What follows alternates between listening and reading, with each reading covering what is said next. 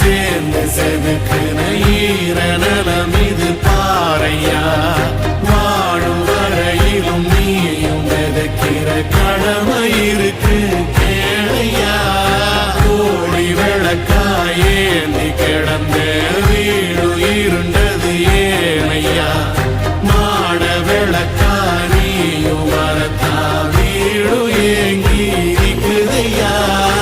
எத்தனை சாமி வந்ததையா, இது எந்தெந்த சாமி தந்ததையா. எத்தனை பாட்ட சொன்னதையா, அத சுத்துற பூமி கண்டதையா.